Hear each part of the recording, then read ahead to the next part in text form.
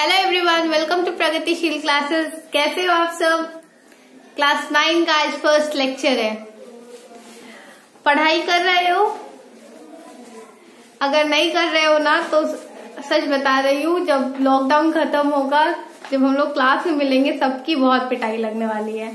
ठीक है, तो चलो, हमने इंट्रोडक्शन क्लास के बारे में बात किया था और इंट्रोडक्शन में हमने थोड़ा सा बिल्कुल थोड़ा सा हमने बात किया था सेल के बारे में, जो आज का हमारा टॉपिक है, cell, the structural and functional unit of life. Right, तो चलो देखते हैं सेल होता क्या है। और मैंने लास्ट टाइम एक बात बताया था, इनफैक्ट इंट्रोडक्शन में मैंने एक बात कहा था कि कुछ ऑर्गेनिज्म के बॉडी में ये स्ट्रक्चरल के तौर पे काम करता है और कुछ ऑर्गेनिज्म के बॉडी में ये फंक्शनल के तौर पे काम करता है। इसको भी मैं अभी फौरन से क्लासिफाई करूंगी that what I am trying to say. Right, तो सेल जो वर्ड है, इसके बारे में थोड़ा सा डिस्कवरी को देखते हैं। इसके बारे में अगर हम बात करें तो समझो कि इस वर्ड को पहली दफा रॉबर्ट हुक ने दिया था। सेल वॉज, क्योंकि डिस्कवर किसने किया था? Robert Hooke. तो हम बात करते हैं डिस्कवरी ऑफ सेल के बारे में। अगर हम बात करें तो cell was discovered by Robert Hooke. क्या हुआ रॉबर्ट हुक को? क्या उनको अचानक से बैठे बैठे चले अब सेल का डिस्कवरी करते हैं, ऐसा कुछ हुआ था क्या? तो ऐसा कुछ नहीं हुआ था। देखो, एक बात बताती हूँ, मुझे ऐसा मैंने अब तक जितना पढ़ा है, मुझे ऐसा लगता है कि बहुत सारी चीजें गलती से हो गई डिस्कवर, करना नहीं चाह रहे थे, वो तो जान भी नहीं रहे थे कि कुछ ऐसा है, लेकिन उसको सडनली कुछ नया मिल जाता है। जैसे मैं आपको एक एग्जांपल दे दूं, अलेक्जेंडर फ्लेमिंग, क्या उनको पता था कि मैं अब जा रहा हूँ एंटीबायोटिक का डिस्कवरी करने के लिए? ऐसा तो कुछ भी नहीं था, लेकिन क्या हुआ, अचानक से फ्लेमिंग ने क्या किया, पेनिसिलिन जो था वो एंटीबायोटिक को डिस्कवर किया। एक चांस डिस्कवरी था। उसी प्रकार से समझ लो कि जो रॉबर्ट हुक थे, उन्होंने भी चांस डिस्कवरी सेल को किया। हुआ क्या था, रॉबर्ट हुक ने अपना बनाया microscope, simple, very simple microscope. अब कोई चीज नया बनता है तो उसको तो क्यूरियोसिटी होता है कि लाओ देखती हूँ क्या क्या दिख रहा है। या फिर घर में अगर आप लोग भी कुछ नया ट्राई करते होगे तो पूरे घर वाले को दिखाते होगे, मम्मी को, पापा को, कैसा लग रहा है, अच्छा लग रहा है, कमेंट होता होगा। तो वही मैं बता रही हूँ कि वो माइक्रोस्कोप बना और माइक्रोस्कोप में वो देखने की कोशिश कर रहे थे कि इसका मैग्नीफाइंग पावर कितना है।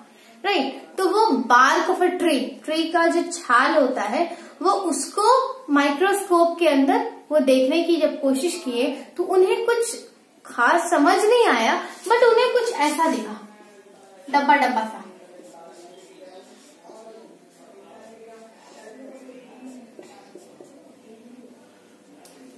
ठीक है, कुछ इस तरह से उनको दिखा।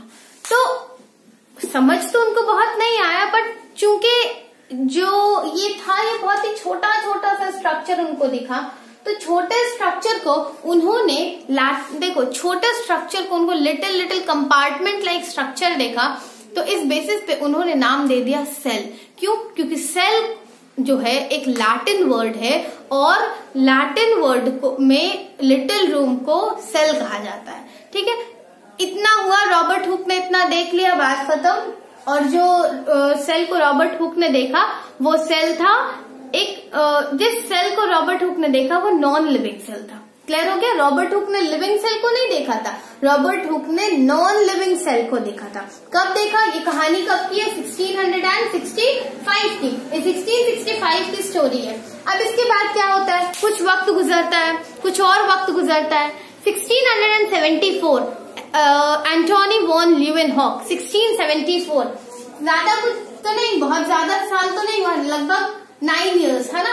इस 9 इयर्स में एंटोन वॉन ल्यूवेनहॉक ने थोड़ा और अच्छा मैग्नीफाइंग पावर का अपना माइक्रोस्कोप बनाया। उस जमाने में यही होता था, सब अपना अपना माइक्रोस्कोप बना रहे हैं, उसको एग्जामिन कर रहे होते थे। तो 1674 में एवी ल्यूवेनहॉक ने अपना माइक्रोस्कोप बनाया और उसका मैग्नीफाइंग पावर चेक कर रहे थे। लेकिन एक बात समझो, रॉबर्ट हुक जो थे वो नॉन लिविंग सेल को देख रहे थे और अलेक्जेंडर फ्लेमिंग जो थे वो लिविंग सेल को ऑब्जर्व किया, और लिविंग सेल को ऑब्जर्व करने के बाद उन्होंने लिविंग सेल को डिस्कवर किया।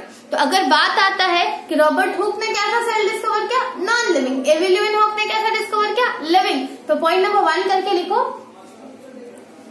cell was discovered by Robert Hooke in 1665 ठीक है। नेक्स्ट पॉइंट देख के लिखो, पॉइंट नंबर 2, इन 1674 एवी ल्यूवेनहॉक, एंटोन वॉन ल्यूवेनहॉक पूरा नाम है, लिख सकते हैं एवी Leeuwenhoek.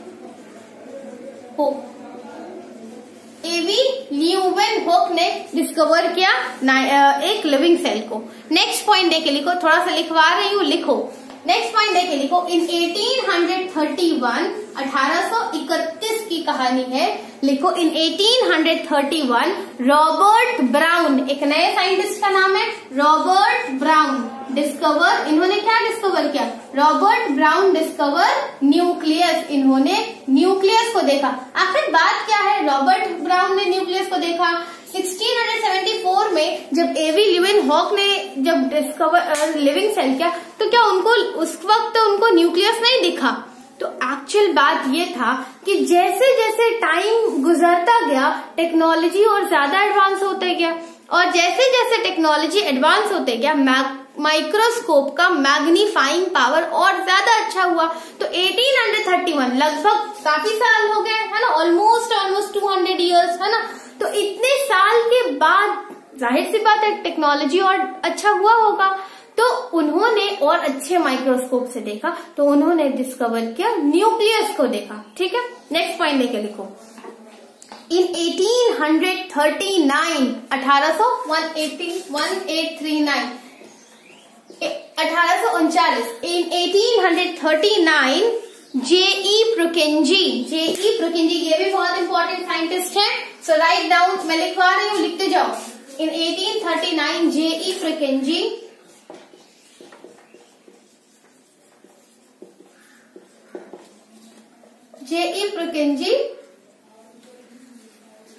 use the term protoplasm for the living substance present inside the cell।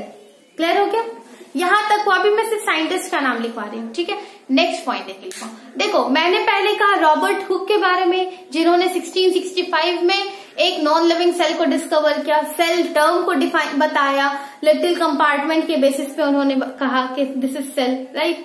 उसके बाद फिर मैंने कहा कि 1674 में एवी ल्यूवेनहॉक, एंटोन वॉन ल्यूवेनहॉक ने क्या किया, एक लिविंग सेल को डिस्कवर किया। ठीक है, उन्होंने और अच्छे थोड़ा सा मैग्नीफाइंग सेल को देखा और पता किया।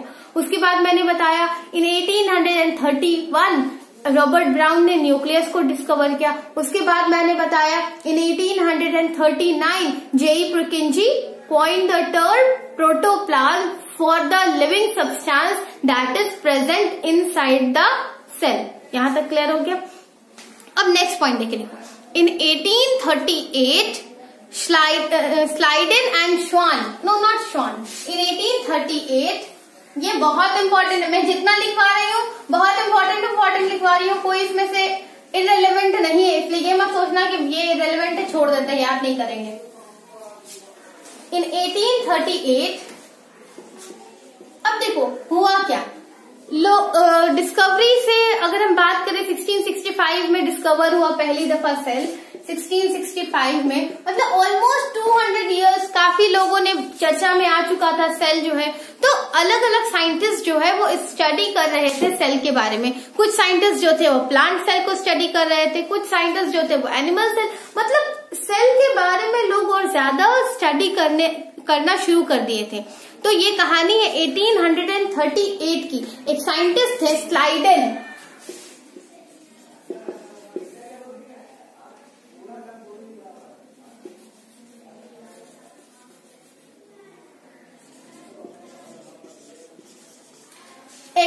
Sorry I was confuse in spelling.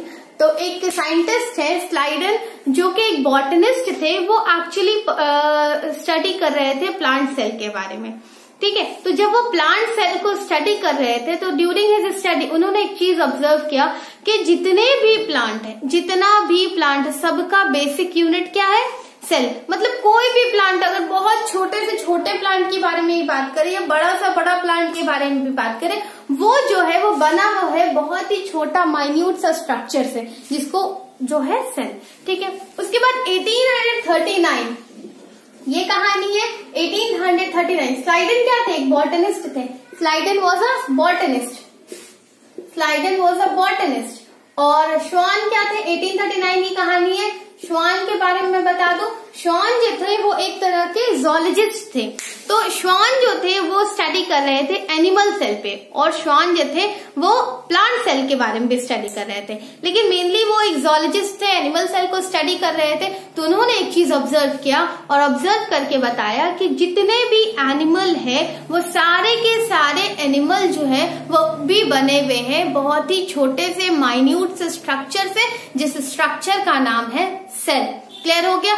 उसके साथ साथ उन्होंने ये कहा कि ऑल द एनिमल जो है वो कंपोज्ड हुए हैं बहुत ही माइन्यूट से स्ट्रक्चर से, जिसको सेल कहा। और स्लाइडेन ने 1838 में ये प्लांट के लिए कह चुके थे। ठीक है। साथ ही साथ 1839 में श्वान जो थे वो प्लांट सेल को भी स्टडी किए और उन्होंने बताया कि प्लांट सेल के पास एक अलग सा एक प्रॉपर्टी नहीं कहूंगी, एक अलग कुछ कंपोनेंट होते हैं जो कि प्लांट सेल का बहुत मेन कंपोनेंट है। और उन्होंने कहा जितने भी प्लांट सेल हैं सारे प्लांट सेल में आपको सेल वॉल मिलेगा। जितने भी प्लांट सेल है सारे के सारे प्लांट सेल में आपको सेल वॉल मिलेगा, और ये सेल वॉल सिर्फ और सिर्फ प्लांट सेल में मिलेगा। ये सेल वॉल एनिमल सेल में नहीं मिलेगा। मतलब cell wall is a special characteristic of all plant. ठीक है। ये उन्होंने दो बातें बताई। एक तो कहा उन्होंने कि एनिमल जो होते हैं वो सारे के सारे एनिमल वो सिंगल यूनिट के ही मल्टीपल से बने हुए होते हैं, और प्लांट के बारे में स्लाइडेन ने कहा था कि जितने भी प्लांट होते हैं वो सारे के सारे सिंगल यूनिट के ही मल्टीपल से बने हुए होते हैं। अब जाकर के 1839 में एक थ्योरी दी गई, जिस थ्योरी को कहा गया सेल थ्योरी। जिस थ्योरी को कहा गया सेल थ्योरी। सेल थ्योरी किसने दिया? सेल थ्योरी दिया स्लाइडेन एंड श्वान दोनों ने मिल करके 1839 में एक थ्योरी दिया। उस थ्योरी का नाम था सेल थ्योरी। अब ये सेल थ्योरी कहता क्या है?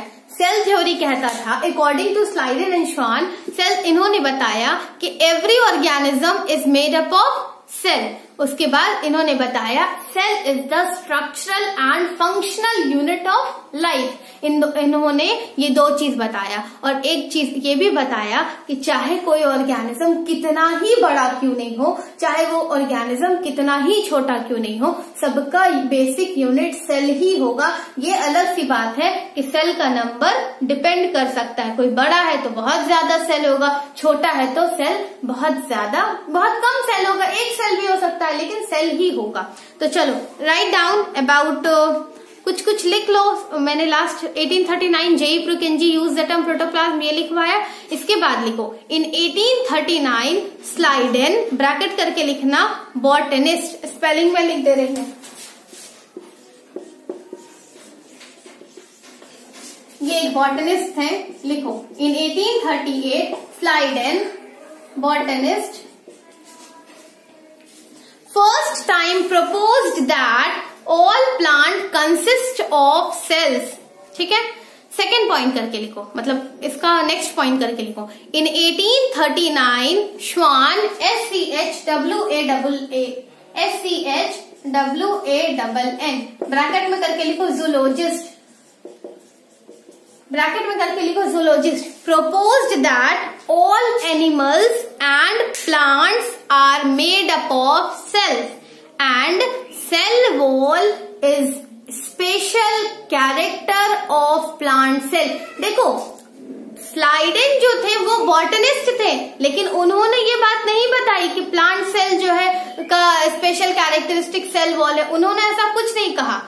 ये कहानी, ये बात कि सेल वॉल प्लांट का स्पेशल प्रॉपर्टी होता है या सेल वॉल प्लांट का स्पेशल कैरेक्टरिस्टिक है, इस बात को श्वान ने बताया था। समझ में आ रहा ना? बच्चे हमेशा कंफ्यूज हो जाते हैं।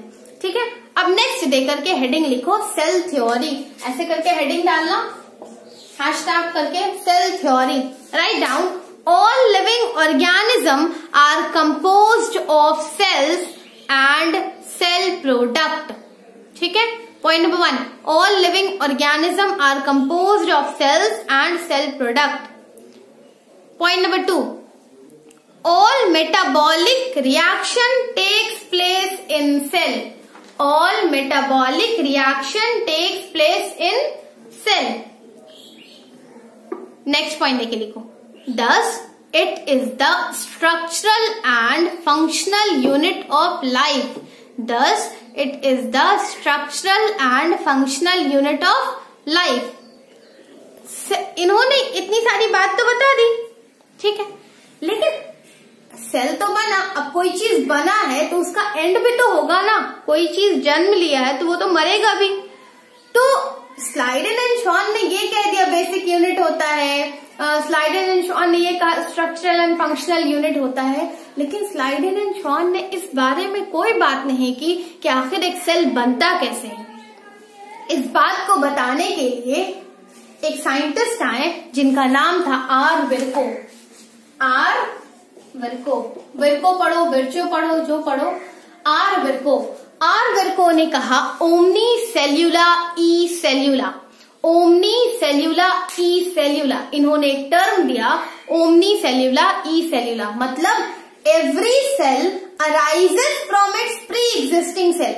कोई भी सेल है वो अपने पिछले सेल से ही बन रहा होता है। मतलब एक सेल डिवाइड करता है, डिवाइड करके दो बनाता है, और फिर वो आगे डिवाइड करता है, डिवाइड करके फिर वो आगे कंटिन्यू, ये चीज प्रोसेस चलता रहता। कब तक चलता रहेगा? जब तक एक इंसान जिंदा है, जब तक कोई ऑर्गेनिज्म जिंदा है, ये प्रोसेस तब तक चलता रहेगा। तो सेल थ्योरी के बारे में जो नेक्स्ट पॉइंट था, दैट ओमनी सेल्यूला ई सेल्यूला, इसके बारे में किसने कहा? इसके बारे में आर विर्को ने कहा था कि हर सेल अपने पिछले वाले सेल से जन्म ले रहा होता है। ठीक है, चलो लिखो point number 3, all cell arises from pre existing cell. All cell arises from pre existing cell, मतलब अगर मैं बात करूं कि सेल थ्योरी को कंप्लीट किसने किया था, तो सेल थ्योरी को कंप्लीट आर विर्को ने किया था। स्लाइडेन एंड शॉन ने सिर्फ एक पॉइंट दिया था, फाइनल जो सेल थ्योरी को कंप्लीट आर विर्को ने किया था। उस वक्त इनका बहुत ज्यादा एक्सप्लॉइटेशन हुआ था, उस वक्त उतने ज्यादा लोगों ने नहीं माना था इस बात को। कुछ उस वक्त का सिनारियो था, जब बड़े होगे तो पढ़ोगे इस बारे में। ठीक है, अब चलो नेक्स्ट पॉइंट दे के एक और लिख लो, every organism starts its life from a single cell. कोई भी ऑर्गेनिज्म हो, अगर मैं एक एलिफेंट के बारे में बात करूं, अगर मैं एक यूकेलिप्टस ट्री के बारे में बात करूं, जायंट ऑर्गेनिज्म के बारे में बात करूं, क्या वो जब उसका जीवन जब शुरू होता है तो वो कैसे होता है? तो कोई भी ऑर्गेनिज्म हो, कोई भी ऑर्गेनिज्म हो, सबका जीवन एक यूनिसेल्युलर स्ट्रक्चर से ही होता है और उसको कहते हैं हम जाइगोट। कोई भी ऑर्गेनिज्म हो, उसका लाइफ एक यूनिसेल्युलर स्ट्रक्चर से ही बनता है और उस यूनिसेल्युलर स्ट्रक्चर को हम जाइगोट कहते हैं, चाहे वो ऑर्गेनिज्म कितना ही बड़ा क्यों नहीं हो। ठीक है, सेल थ्योरी हो गया, दुनिया का जितना भी ऑर्गेनिज्म है सबका सब ऑर्गेनिज्म सेल थ्योरी को फॉलो करता है, सिवाय किसके? वही जो भी तबाही ला रहा है, वही जो भी इतना आफत ला रहा है और जिसकी वजह से पिछले 2 महीने से हर इंसान बंद है। कौन? Virus. Viruses are exception to cell theory, मतलब यहाँ पे भी ये बात नहीं सुना। ठीक है, viruses are exception to cell theory. ठीक है, क्लियर हो रहा है ना? वायरस कोई भी एक भी पॉइंट को फॉलो नहीं कर रहा होता। नेक्स्ट पॉइंट देके लिखो, वायरसेस आर इंपॉर्टेंट है, इंपॉर्टेंट पॉइंट्स करके लिखो, रेड पेन से लिखो, हाईलाइट करके लिखो viruses are exception to cell theory. Next point देके लिखो, and it is a connecting link between living organism and non living organism. Reason पता है क्यों कनेक्टिंग लिंक बता रही हूँ? कनेक्टिंग लिंक इसलिए कह रही हूँ क्योंकि आउटसाइड द होस्ट ये नॉन लिविंग की तरह रिएक्ट करता है एंड इनसाइड द होस्ट ये लिविंग की तरह रिएक्ट करता है। क्लियर हो गया यहाँ तक? यहाँ तक कोई डाउट है किसी को? है तो कमेंट करो जल्दी से, कोई डाउट है तो। और अगर नहीं समझ में आया होगा कोई पॉइंट को तो उसको जरूर से पूछ लेना। मैं एक बार शॉर्टली जल्दी से रिवीजन करवा देती हूँ। मैंने अब तक क्या पढ़ाया? मैंने अब तक कहा कि सेल को डिस्कवर किया था किसने? रॉबर्ट हुक ने किया था, है ना? हाँ, मैं एक बार बता रही थी आपको, जो स्ट्रक्चरल एंड फंक्शनल के बारे में कह रही थी। मैंने कहा था कि सेल जो है कुछ ऑर्गेनिज्म स्ट्रक्चरल के तौर पे काम करता है और सेल जो है कुछ ऑर्गेनिज्म की बॉडी में फंक्शनल के तौर पे काम करता है। मतलब ऐसा नहीं है कि किसी ऑर्गेनिज्म सिर्फ स्ट्रक्चरल और सिर्फ फंक्शनल। थोड़ा सा यहाँ पे ध्यान देना। देखो, यूनिसेल्युलर ऑर्गेनिज्म मतलब यूनिसेल्युलर ऑर्गेनिज्म जिनके पास एक ही सेल होता है। यूनिसेल्युलर ऑर्गेनिज्म वो ऑर्गेनिज्म जिनके पास एक ही सेल होता है ना। तो इनके साथ क्या प्रॉब्लम है कि एक ही सेल है, जो भी फंक्शन होना है वो उन्हीं के बॉडी में होगा, वो उसी बॉडी में होगा, वो उसी सेल के अंदर होगा। जो यूनिसेल्युलर ऑर्गेनिज्म होता है वो सिंगल सेल से बने हुए होते हैं और जितना भी फंक्शन होना होता है वो उसी सेल के अंदर होता है। तो हम कह सकते हैं कि यूनिसेल्युलर ऑर्गेनिज्म का जितना भी फंक्शन है वो सब सिंगल सेल के अंदर काम कर रहा होता है। तो हम कह सकते हैं कि वहां पे सेल फंक्शनिंग यूनिट के तौर पे काम कर रहा है। ठीक है, अब मल्टी सेलुलर ऑर्गेनिज्म की बॉडी में देख लो, बहुत सारे सेल्स होते हैं, बहुत सारे सेल्स सब मिलकर के स्ट्रक्चर बना रहे होते हैं। तो हम वहां पे कह रहे होते हैं कि वहां पे सेल जो है वो स्ट्रक्चर के तौर पे काम कर रहा है। अगर इसमें हम बात करें तो क्या इसमें एक सेल के अंदर फंक्शन नहीं है, वहां पे वो भी हो रहा है, फंक्शनिंग भी है, लेकिन एक बात है कि हाँ यहाँ पे चूंकि एक ही सेल है, जितना भी फंक्शन है सेल के अंदर होना है, यहाँ पे सारा फंक्शन हो रहा है यहाँ पे, लेकिन साथ ही साथ वो स्ट्रक्चर भी बना रहा है उस ऑर्गेनिज्म का। ठीक है, क्लियर हुआ? अगर नहीं समझ में आया होगा ये बात तो भूल जाओ। चलो आगे मैं देखती हूँ। तो मैंने अभी तक क्या पढ़ा है? मैंने अभी तक पढ़ाया था सेल, जिसको जो कि एक लैटिन टर्म है और इसको रॉबर्ट हुक ने दिया था। लैटिन में सेल का मतलब होता है लिटिल रूम या हॉलो स्पेस। ठीक है, उसके बाद मैंने कहा था कि सेल जो है वह एक प्रकार का स्ट्रक्चरल एंड फंक्शनल यूनिट है लाइफ का। उसके बाद मैंने डिस्कवरी ऑफ सेल पे बात की थी। डिस्कवरी ऑफ सेल में मैंने कहा था कि 1665 में रॉबर्ट हुक ने पहली बार सेल को ऑब्जर्व किया था। कहाँ ऑब्जर्व किया था? एक बार्क ऑफ अ ट्री में देखा था। क्यों ऑब्जर्व किया था? वो अपना माइक्रोस्कोप को मतलब बनाए थे और उसी का मैग्नीफाइंग पावर उसको चेक करने की कोशिश कर रहे थे। इस वजह से उन्होंने जब बार्क ऑफ ट्री को ऑब्जर्व किया तो उनको कुछ कंपार्टमेंट लाइक स्ट्रक्चर दिखा, इस वजह से उन्होंने सेल कह दिया। फिर मैंने कहा 1674 में एवी ल्यूवेन हॉक ने क्या किया था? लिविंग सेल को डिस्कवर किया। उसके बाद फिर मैंने क्या कहा? 1831 में रॉबर्ट ब्राउन ने न्यूक्लियस को डिस्कवर किया। उसके बाद फिर मैंने कहा 1839 में जेई प्रुकेंजी ने प्रोटोप्लाज्म टर्म को डिफाइन किया। अगर अभी नहीं पता प्रोटोप्लाज्म क्या होता है, मत टेंशन लो, अभी प्रोटोप्लाज्म आएगा, सब पढ़ाऊंगी, समझाऊंगी। ठीक है, उसके बाद 1838 में स्लाइडेन ने कहा कि सारे के सारे प्लांट जो होते हैं वो बने हुए होते हैं एक सिंगल सेल से, है ना, उसी का मल्टीपल होते हैं सारे के सारे प्लांट। तो कहा उन्होंने कि every plant is made up of, और ये प्रोडक्ट ऑफ सेल। ये प्लांट के लिए स्लाइडेन ने कहा था और स्लाइडेन एक बॉटनिस्ट थे। 1839 में श्वान ने कहा कि every animal is made up of from a very single unit known as cell, है ना। 1839 में इन्होंने कहा। साथ ही साथ श्वान ने ये भी कहा कि cell wall is a special character of plant cell. ठीक है, फिर 1839 में सेल थ्योरी को दिया गया जो कि कहता है कि cell is the structural and functional unit of life. उसके बाद कहता है कि all living organism is composed of cells and cell product. ये फिर मैंने बात किया। उसके बाद आर विर्को ने सेल थ्योरी को कंप्लीट किया और उन्होंने कहा ओमनी सेल्यूला ई सेल्यूला, मतलब every cell arises from its pre existing cell. ये बात किसने कहा? आर विर्को ने कहा। और लेकिन उस वक्त भी ये बात हो गया कि ये सेल थ्योरी कंप्लीट हो गया। अब दुनिया का जितना भी ऑर्गेनिज्म है, सारा का सारा ऑर्गेनिज्म सेल थ्योरी को फॉलो करता है एक्सेप्ट फॉर वायरस। वायरस जो होते हैं वो सेल थ्योरी को फॉलो नहीं करते हैं। ठीक है, और वायरस को हम कनेक्टिंग लिंक रखते हैं between living organism and non living organism. अब आपका एक क्वेश्चन है, अभी क्वेश्चन नहीं देती हूँ, चलो यहीं तक लेक्चर को फिनिश करती हूँ। अब अगले लेक्चर में मिलेंगे, लेक्चर नंबर 2 में, जिसमें हम लोग बात करेंगे cell shape, cell size and cell number के बारे में। चलो तब तक के लिए बाय।